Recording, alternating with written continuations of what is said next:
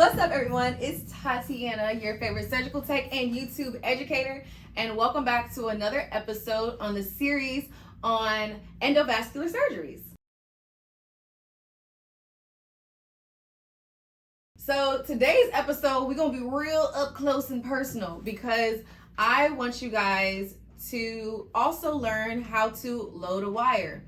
I think this is something that's a little frightening for people initially, but it's super simple, and it's something that if it's just you and the surgeon, you will have to assist on. So let's zoom in real quick. Okay, so now that we're up close and personal, you may be asked to load a catheter onto the wire, okay? And I already have my glide wire here and already out, right? So just to show you guys the difference, let's see.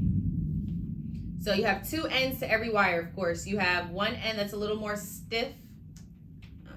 It's a little more stiff, so you see I'm pushing on it and it's not bending. Then you have another end that if you push on it, it's gonna bend, right? The more flexible end is the end that goes into the patient, all right? You always pass the soft end to the surgeon because they have to place that into the patient, okay? So this other end, the stiff end, is the portion that's probably nearest to you, or sometimes it's on your back table.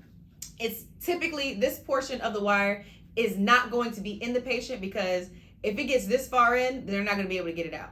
So this is your part of the wire. So I always like to make sure the end of the wire is wet, and I typically don't dip it like that. I'll take a wet 4x4 and wipe the tip of the wire to wet it, but I just don't want a bunch of wet 4x4s all over the place. So surgeon is now saying, hey, they took one catheter off, and they say, hey, can you load up whatever other catheter they have on the field? What you're gonna do is take said catheter, so this one here is a catheter, right? And you're going to load it from the front, from the front of the catheter, yeah. So this is the front of the catheter, this is the back of the catheter. This is the part that goes in the patient. Obviously, this part cannot go in the patient. So you'll take the back end of the wire and the front end of the catheter, and place this part of the wire into the hole of the catheter. Y'all see that? And you may be able to see that the wire is going through the catheter, right? You honestly, your fingers have to be close. So both hands have to be close to where the catheter and the wire meets.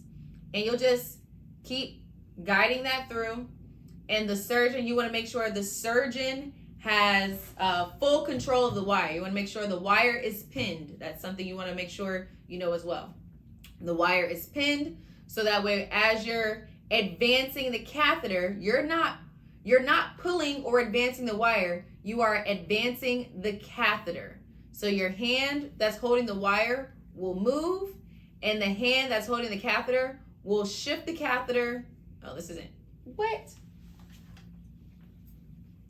Your hand that's holding the catheter will shift it towards your other finger that's holding the wire. So you don't want the hand that's holding the wire to move. You want the hand that's holding the catheter to move. Does that make sense?